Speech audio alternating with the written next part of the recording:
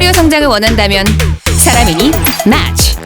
프로필 등록만 하면 이직 제안이 찾아오니까. 내게 맞는 커리어만 딱. Thank you very much. 커리어 매칭 플랫폼 사람인. 여러분은 우영우를 채용하시겠습니까?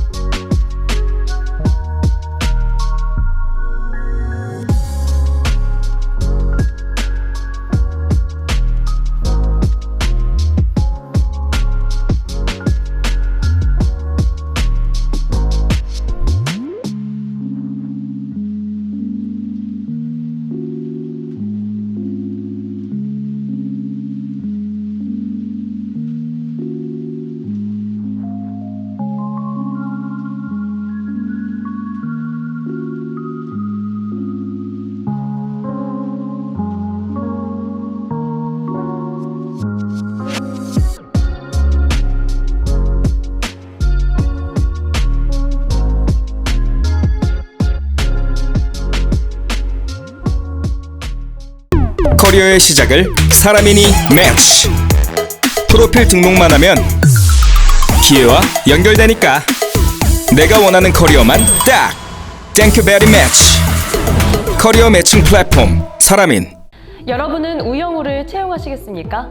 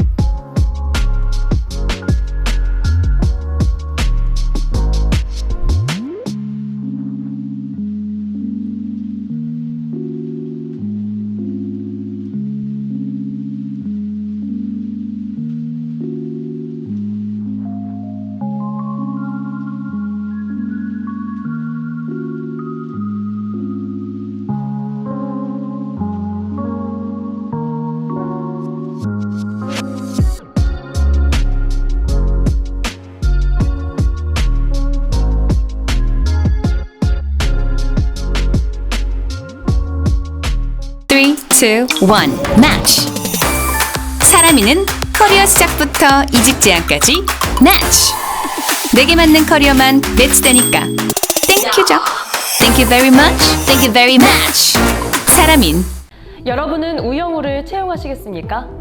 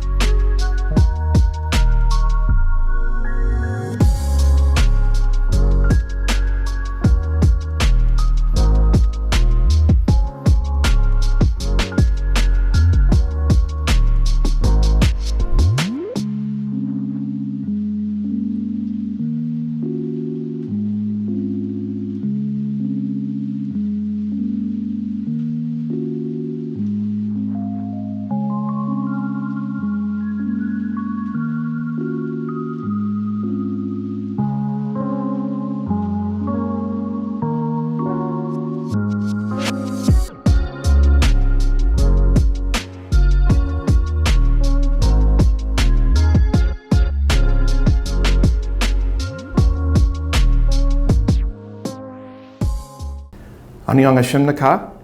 저는 로버트 트림 한국 GM 인사 부문 부서장님입니다.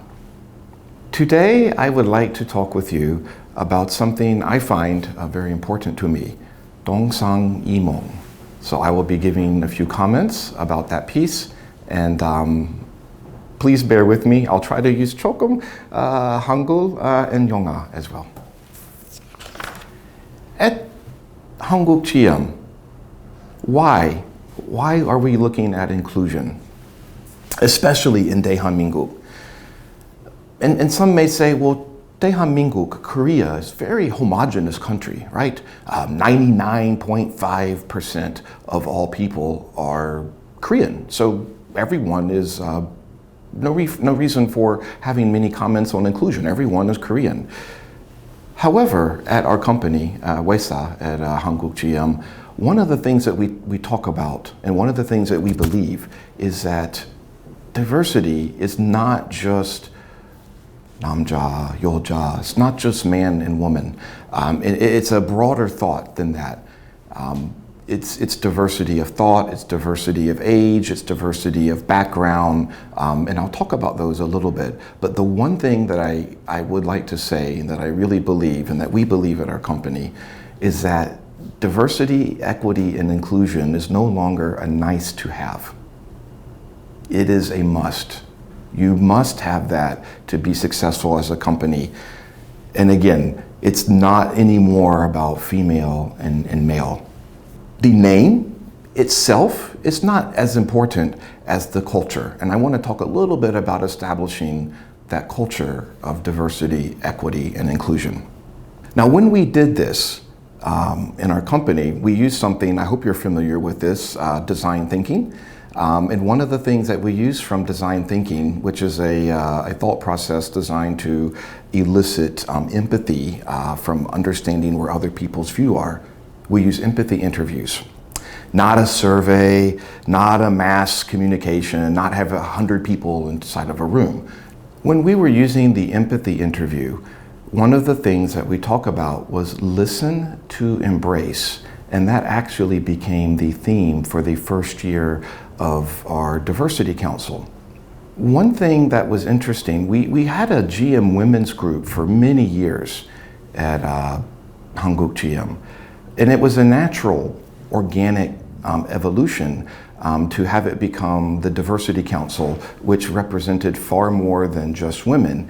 And again, part of that came from the empathy interviews and listening to the voice of all of the employees, because we had a mix of people from different university, from different education, different parts of Korea, and also, again, different age groups, all of which are things that are faced by society here in Daehanmingguk and also faced by us at work. So my comment would be, it matters less what you call it. It matters much more about the culture that the leadership installs inside of the company. If you look at the slide behind me, you'll see looks like a chemistry set, correct? And you'll see that there's equal parts of diversity, equity, and inclusion. Is there an equal mix? Well, that's something that I think you'll find out as you go through this experience. In our company, be inclusive was added as a global behavior in the 2020 timeframe. Our goal is to be the most inclusive company in the world. Now, that is a very big goal. That is a global goal of global GM, and it's also a goal for GM in Korea. Again, I talked a little bit earlier about it's not just gender, it's not just age, it's many, many different things. One of the things that we very much believe, every person has potential. It is up to the company to help them realize what that potential is. Now, what does it have to do with diversity or inclusion, you may think? Part of that as a leadership is having the open mind. There is nothing that is wrong. It's just different. Now, it takes a long time to get to that state of mind, and it's not like a Zen state of mind that you can achieve through meditation. It really is something from a leadership standpoint that you have to believe inside of your company, inside of your culture. I want to give you an example. And I introduced myself in the beginning, Robert Treme, Busajang-nim, fine. I'm a foreigner, right? Outside of Korea, title is not as much important. Inside of our company, when we had some discussion, we talk about Nim culture. Some people find it more difficult to use title in conversing with their elders, especially using in honorific terms. Some people really enjoy that. So, for example, I may talk to someone of one type of generation and I might just be Robert Nim. I'm okay with that. I might talk to someone else and they might be uncomfortable with that. They might not tell me, but they may refer back to me as Busojang Nim. That's okay too.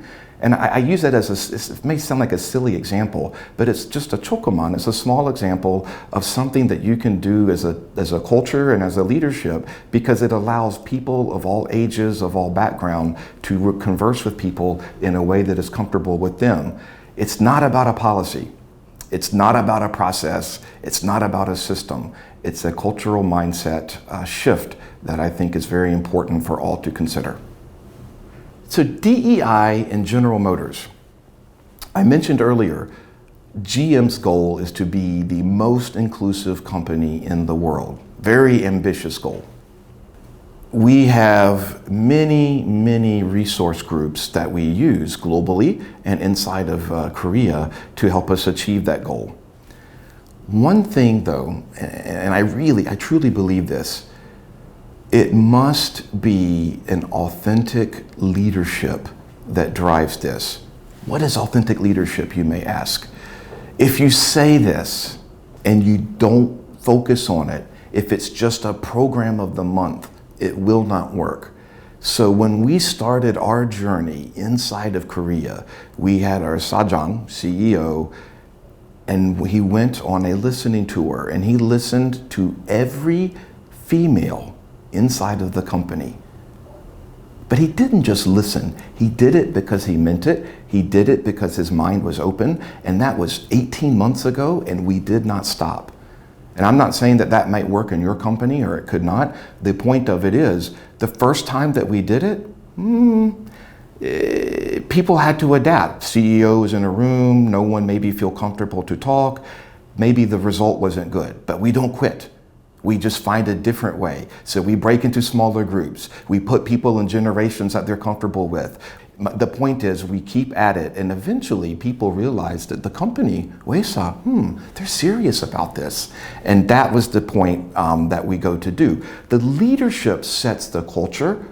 Kunde, the people, the saram, the employees, they're the ones who will drive the positive change. I'd like to tell you I could do it all by myself and my Busajang title or my Sajang. No. I don't think that will work, especially as a Weikukin, but even as a Daehanminguk leader. The leadership sets the stage, but you have to open it up, and the employees will then organically, naturally drive the type of culture that you're looking for inside of your company, especially related to diversity, equity, and inclusion. We have many employee resource groups inside of GM globally. And we, ERG, my company, this company loves acronyms, so you have to bear with me. But we have many that support different types of diversity and inclusion. So as you can see, we have one for GM Able. And GM Able is to recognize and bring people together who have disabilities. We actually just started a few really important events with that actually here in Korea for the first time, and they were received very well. Remember I talked about empathy interviews earlier. The whole point was the exercise that we did with our leaders was to put yourself in the shoe of people who might have a disability. In this case, it was blindness. And it was to allow you to go through a day and feel what it was like to go through that so that you can have an appreciation for people who do that all of the time. Now you'll see here to my left, GM Women's Group. Oh, but you just talk about Diversity Council. The beauty of the company, No one tells you what to do inside of a country. Inside of Korea, it made sense for us as a largely homogenous group to have a diversity council. But in other countries, they have a GM women group. And I mentioned to you earlier, we actually started off with that. It doesn't mean that we not focus on women. We do. As a matter of fact, later this month, we have a very interesting activity where men will have the ability to go through and feel what it is like to be expecting, to carry a child for 9 months. And it sounds silly, but again, the point is for namja, for the man to go through and understand what it's like, so that as you're a leader, as you work with coworkers, you can have empathy for what someone else is going through that physically you can't really feel by yourself. So again, these seem kind of small example, but every time that we get a chance to do something inside of Korea that can link to some of the global groups, we will do that. We just choose to use the umbrella of a diversity council, but there are many, many, many specific groups that actually help GM globally focus on diversity. We have a junior board. What is junior board? It's a way for young Generation MZ, to get their voice to the company. They're an important part of our group. We also have the ability to communicate. The large majority of our workforce come from different age groups. We've had some dynamic, fascinating sessions with Generation MZ and with people in Generation X, Generation Y, etc. And bringing those groups together, having them talk. And that out of that session I mentioned earlier, that's where the Nin culture concept and idea came from, as both of the groups talked about what they felt like in having those conversations. Again, a small thing that by itself won't change your culture, but I hope you can understand. I listed 1, 2, 3, 10, 12, 13 small things eventually become a urinara, altogether big thing. And that's the point that I'd like you to take away from this. 3, 2, 1, match! 사람이는 커리어 시작부터 이직 제안까지 match! 내게 맞는 커리어만 매치되니까 땡큐죠. Thank you very much. Thank you very much. 사람인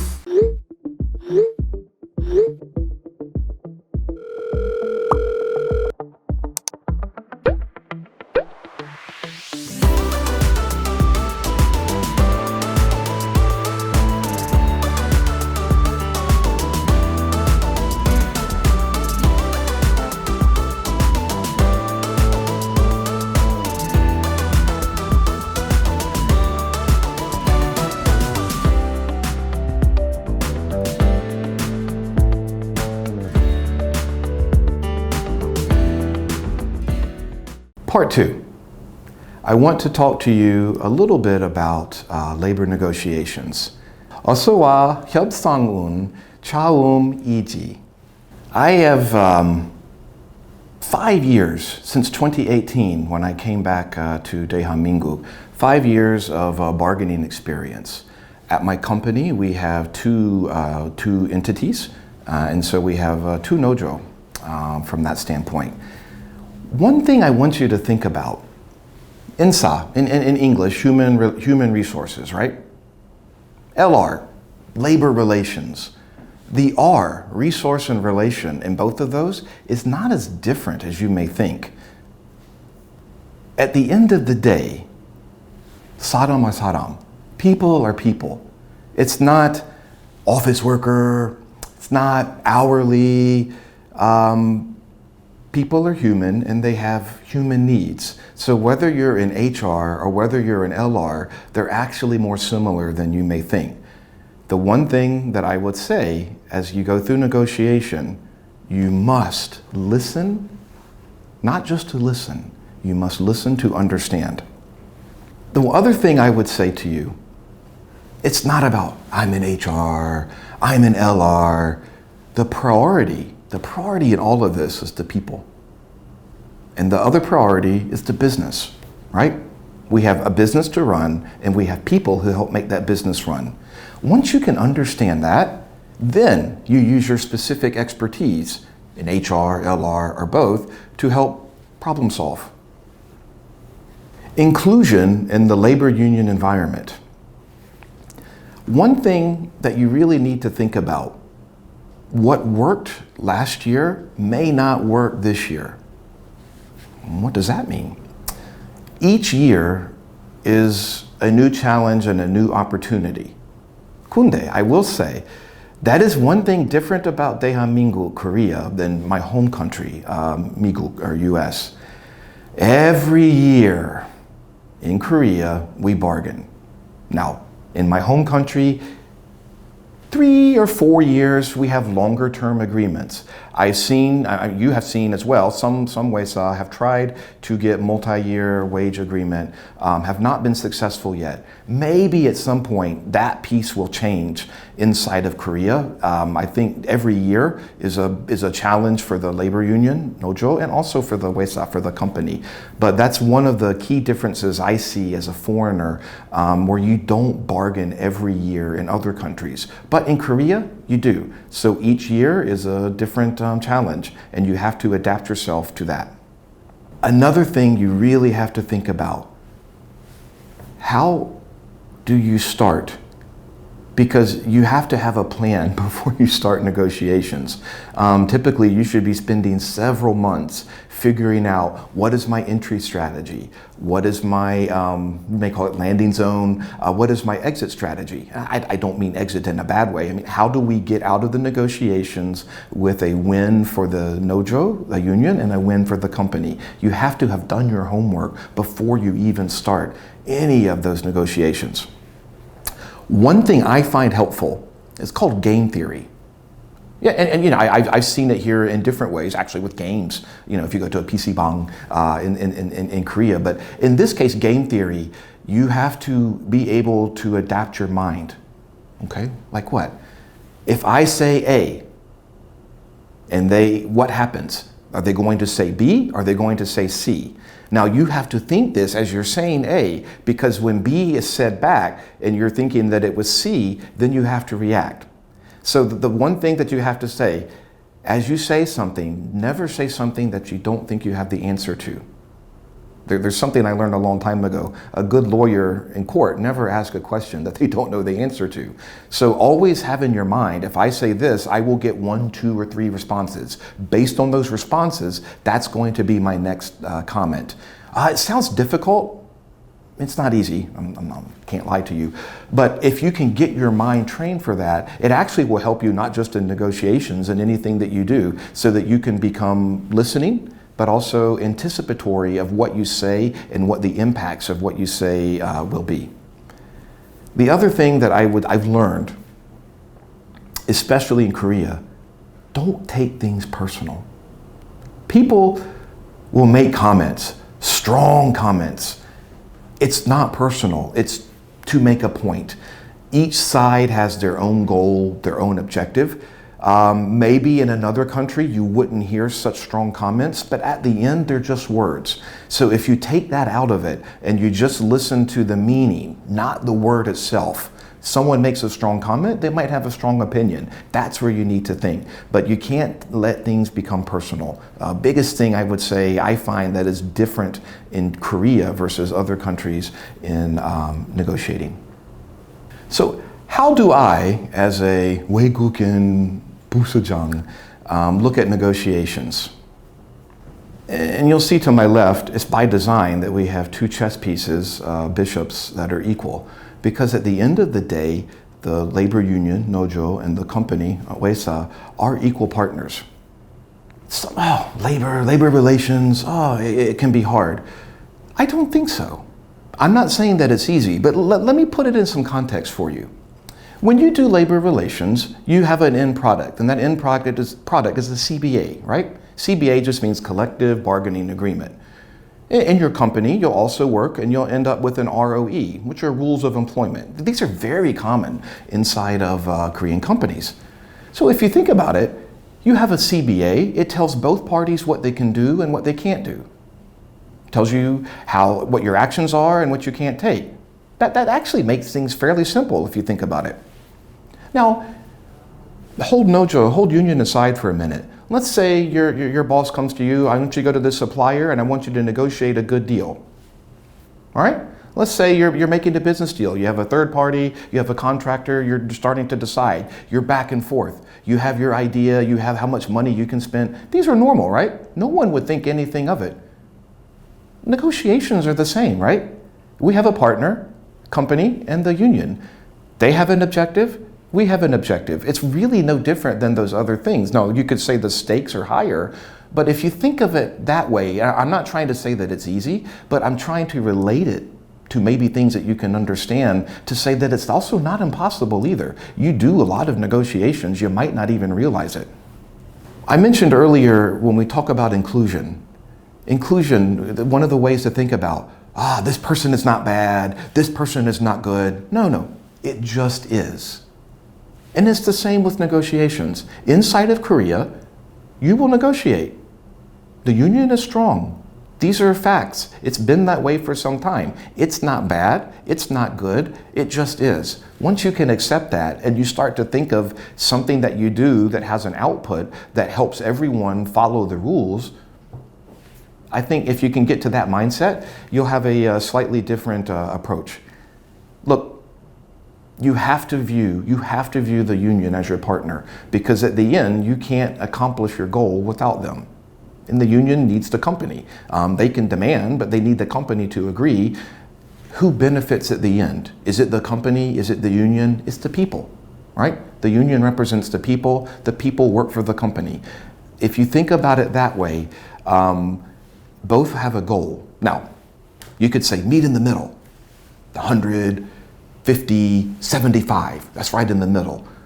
It isn't always in the middle, right? I mentioned to you earlier, every year is a new year.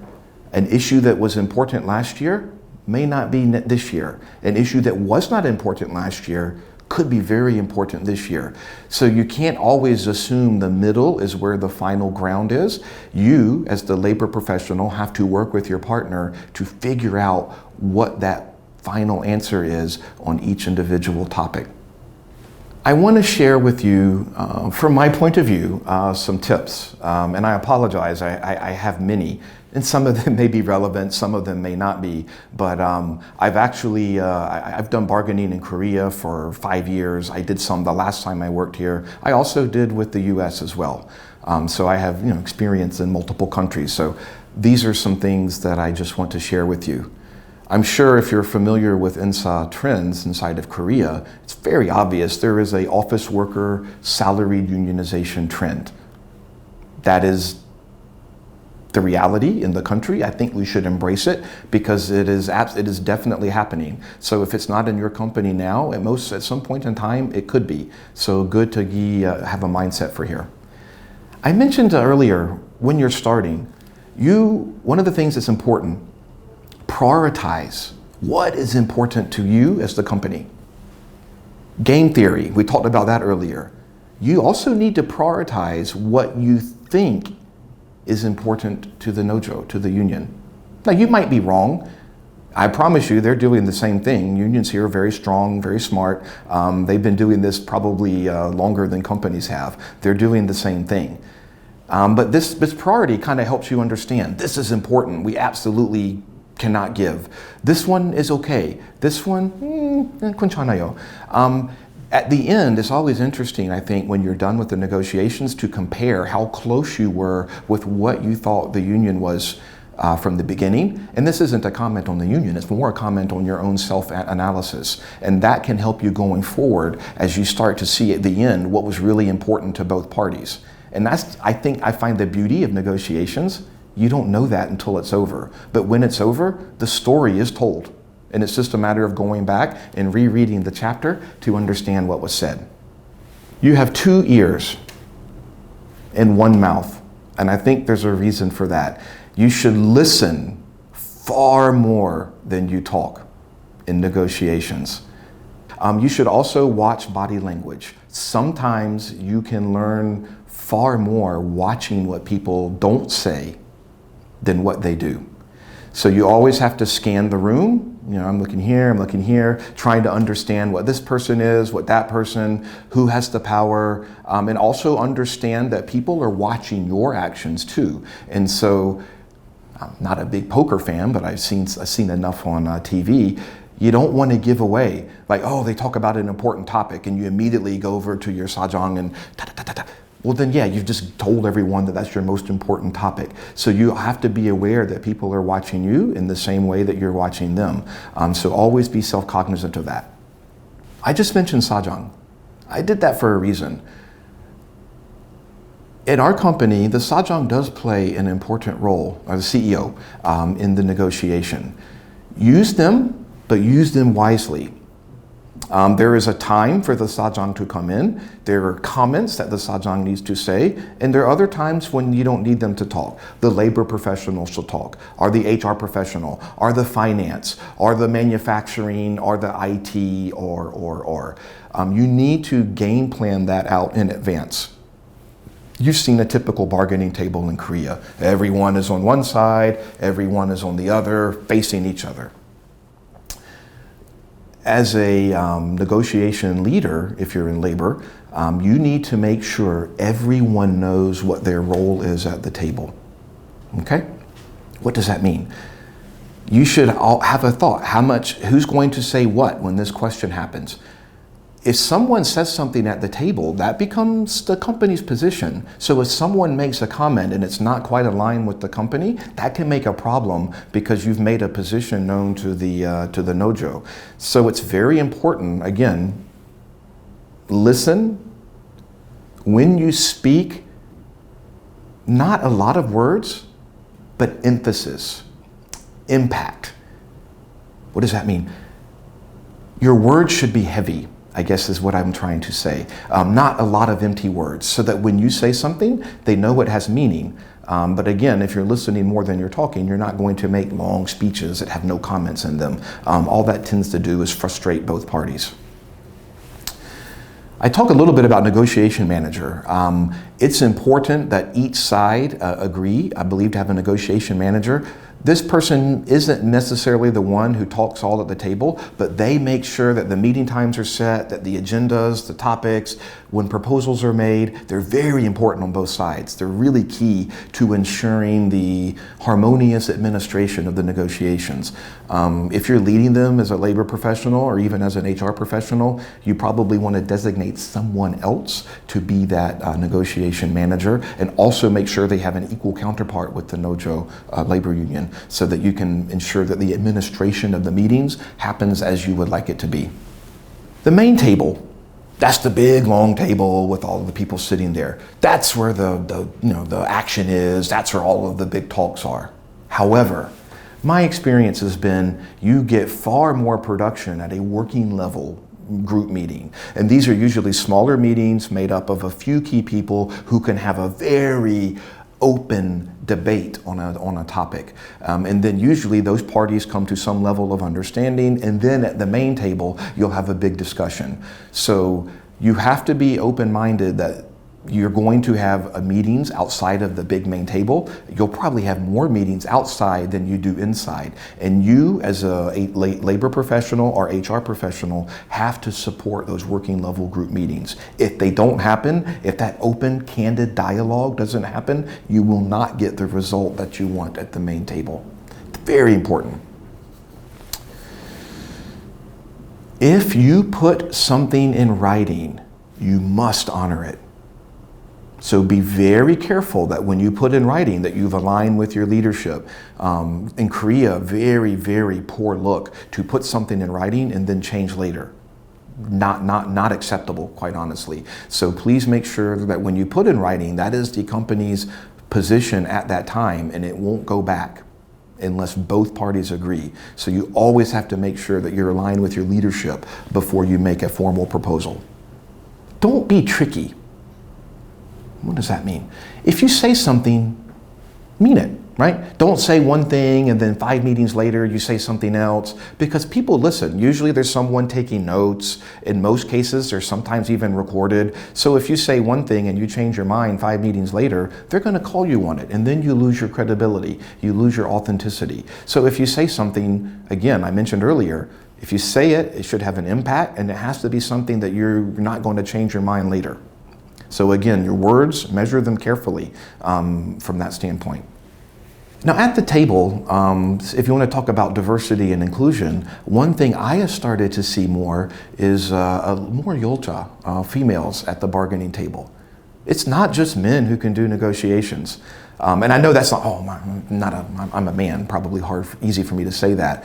But even the manufacturing industry, starting to see more female at the table, it's good because what happens is it drives a different dynamic, right? It's different in how you interact. They have different points of view, can ask maybe different questions in different ways. So again, if you can get that type of diversity and inclusion into the bargaining table, I think that's actually a good thing. And even I've noticed in having some conversations at Nojo, there's some female labor reps and other type of people who are coming to the table too. I think that's just a nature of some of the societal changes that are happening inside of Korea. Everyone who sits at the table needs to have a purpose. And we talked about earlier, everyone should know their role, right? Everyone should know if they're the subject matter expert on the topic, they need to know what they're going to say, and they need to say it confidently and credibly. But don't have people who just sit there and make no contribution, because it will be noticed. And then someone may view them as a weaker link, and then they could be someone that they come after because, well, this person has never said anything in 7 meetings. So let's go after and make a comment to that person. So again, if someone's sitting there, they need to be ready to participate, and you as the negotiations leader need to make sure they know their role and that they play their part and that they're confident. So we talk about main table. I talk about the small working groups. Well, also, you're going to have a pre-meeting. You have got to make sure each time that you meet, your team is aligned with your negotiating team with what they're going to say. From you having your sajang ready, from your finance leader, from your labor, HR, all the other subject matter experts. So there's another meeting. Yes, there are a lot of meetings to get prepared for this. If you fail to plan, you plan to fail, especially in negotiations. The more prep work that you do, then when the moment comes and it's tense and it's hot and it's frantic and there's yelling and there's loud noise, you will be far more confident. So yes, it's a lot of work. Please put the effort in. The last comment that I'll say, you should script it out in your mind. This is going to happen. We're going to talk about this topic. This is going to be tough. We're going to have to allow for some loud voices to come on both sides, some passion. This should be easy. But you have to be flexible that your script will not follow. So again, I talked earlier about say A, and then you anticipate A, B, and C. If C happens and you're going to say D, you need to have that in your script too. And I don't mean literally, this is not a director. You don't have to write out what everyone says, but you have a flow for the meeting. So you have to be flexible though, because one thing that will happen, expect the unexpected. There will always be something that happens that you did not plan for. And you have to be prepared to adapt and adjust to that. So I feel like I've talked a lot about this, and if it feels like this was the most comments that I made, I want you to take these away. These are things that have worked for me, negotiating in multiple countries. Again, I talked earlier, this setting might not be where your setting is. 괜찮아요, that's okay. But HR, LR, I think they're more similar than maybe this country gives them credit for. And you can be an HR professional and do labor relations. You can be a labor relations professional and work in INSA and work in HR. I think they actually work hand in hand. At our company, we have great professionals who do both, and we work very, very closely together, and work with the Nojo, not against the Nojo. Please take that away too. View them as a partner. Don't take it lightly. Do your preparation. Have your leaders involved as they need to be. Yourself is going to be a very burdened time. I'm not going to lie to you. There will be lots of pressure. Kunde, the best feeling that you can have, in my opinion, at the end, is when you settle. When you and the union have agreed. And again, most compromises when both people are a little bit unhappy because everyone had to give up something that they didn't. But the endorphin rush is something that it cannot be replicated. And I know you only get that feeling once a year when you're doing it. But for me, it is worth it because you know you have accomplished something that was hard, that was significant, that you collaborated, that you went through all of these things. And that feeling, I really enjoy it. And it doesn't come very often. So when you're done, like when you take a nice vacation, enjoy the trip, but enjoy the scenery before you leave because it'll be another year before you get to go through that. And to me, that experience is what keeps me coming back from the enjoyable piece. Seeing the end before you start, because I will tell you, when you end and you get an agreement that both parties are done, that's one of the best feelings that you can have as an HR or an LR professional. 감사합니다.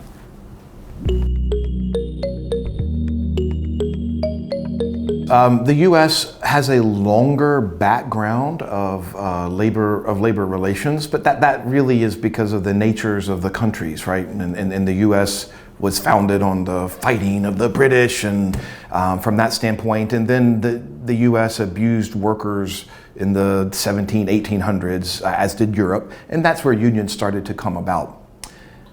One thing happening in the US now, and I'll mention a little about Korea too, there had been a long trend of unionization going down. In the US, state by state, there's 50 states in the US, each state gets to determine their labor law. So if you're in a right to work state, that means the union probably doesn't have as much power because the company and the people can choose not to have a union.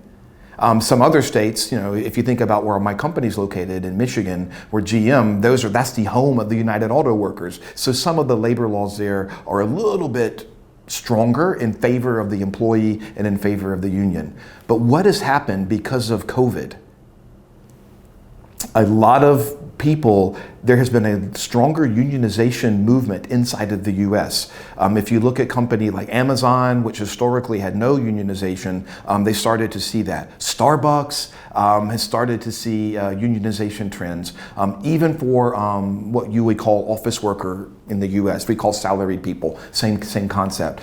If a company has a union, at some point they did something that wasn't good and the people weren't happy and they couldn't work with the company and they went to get a union.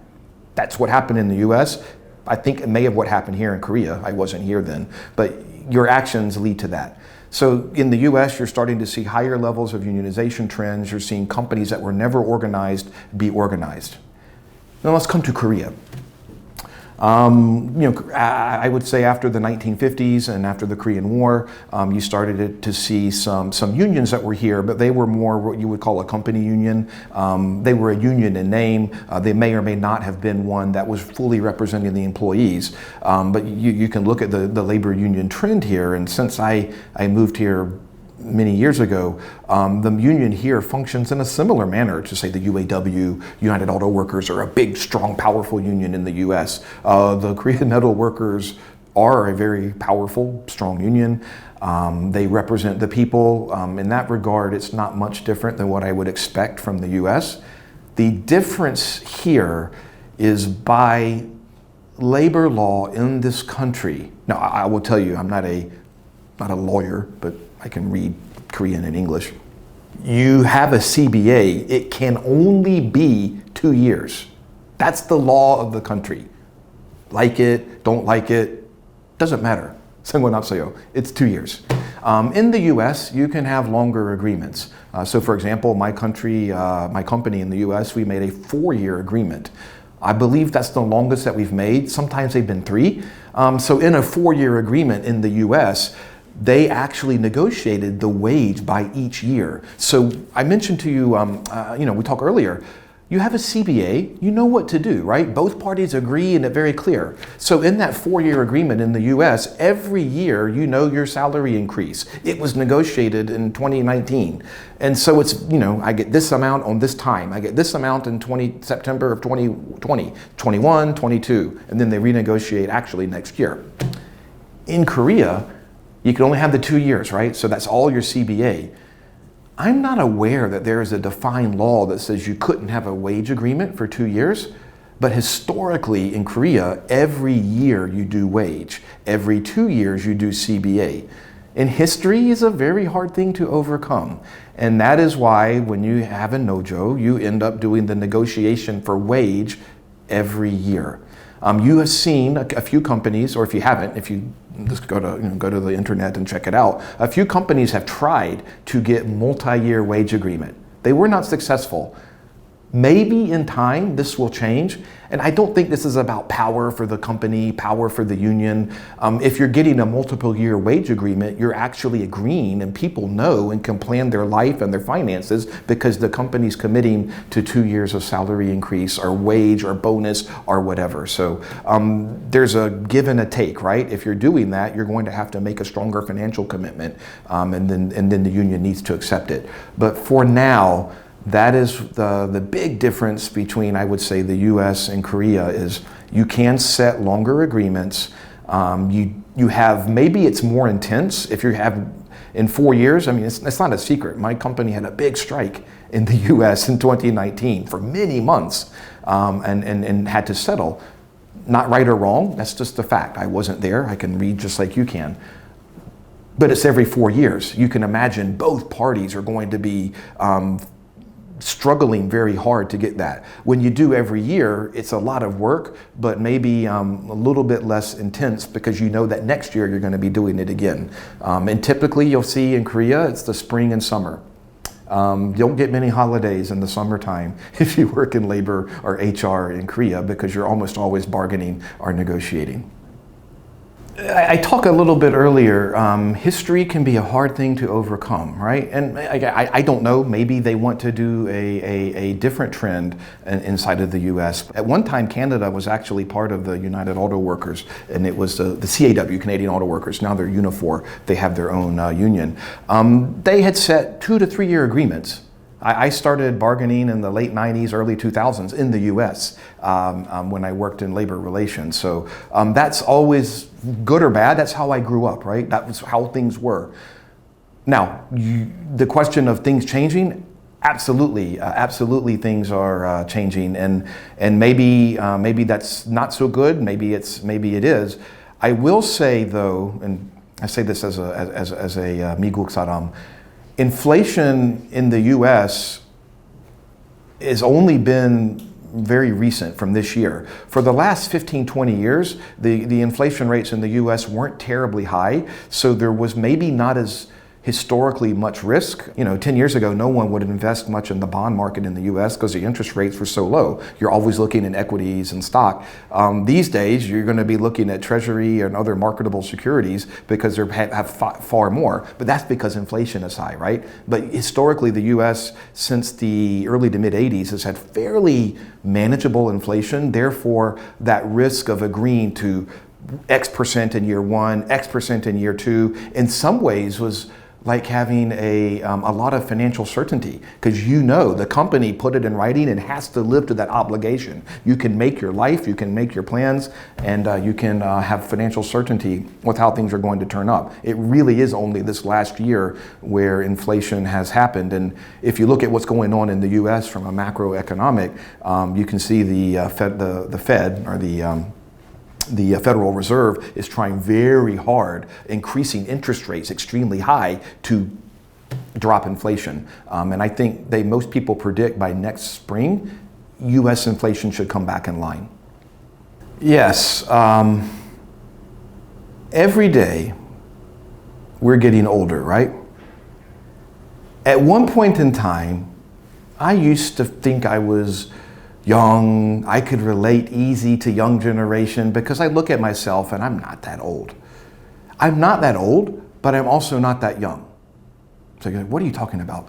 The point of it is, I find I personally need to make more concerted effort to relate to Generation MZ than I did 5 or 10 years ago. And again, it's because naturally I'm getting older and the things that I focus on and the things of where my life is are somewhat different. So as a leader, not just HR, but as a leader, but actually in HR and LR, you have to make even more efforts to understand, because if you don't, what happens, I don't believe this is an American thing or a 대한민국 thing, it's a person, a Saddam thing. You tend to gravitate towards things that you know and you're comfortable with. So eventually you get into what in English we call an echo chamber. I make a comment and then, to the mountain and it comes back to me exactly what I say. Then this must be reality. So as a leader, please make sure that you are keeping your ear open to very diverse and inclusive groups of people. Now that could mean, again, if you're only with office workers all the time and you have a big factory, you need to be understanding the voice of the office of the hourly. If you don't, you're going to end up with a different echo chamber problem. If you're hiring in young generation MZ and a lot of your leaders are Generation X, you're going to have some potential issues, not because of that, but because the people are different. Your goal as a leader is to transcend all of those. So I find, in addition to staying up to the trends and the different technology and the change, every year there's more change than happened the last 5 years. We have to expect that. You have to make sure that you understand the trend of people. Because if you can't do that as a leader, eventually, I think you'll find yourself out of touch.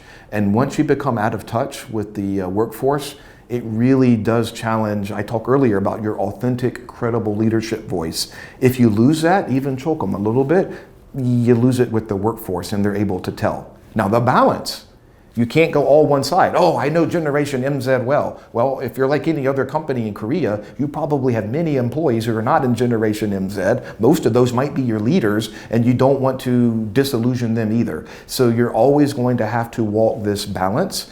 I think maybe before it wasn't as pronounced, but it is now. It is now.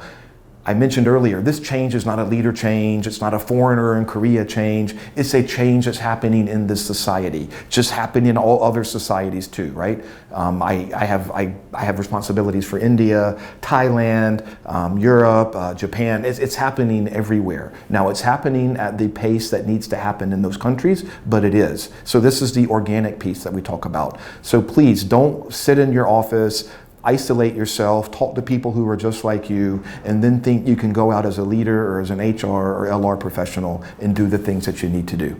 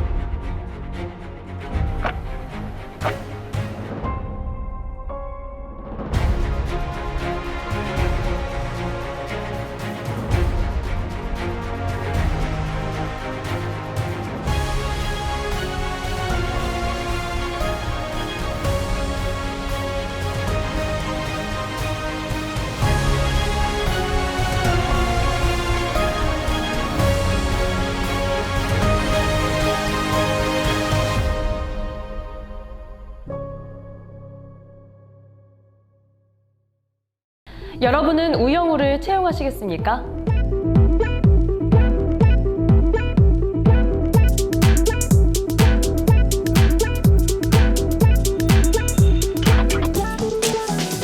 커리어 성장을 원한다면 사람이니 match. 프로필 등록만 하면 이직 제안이 찾아오니까. 내게 맞는 커리어만 딱. Thank you very much. 커리어 매칭 플랫폼 사람인.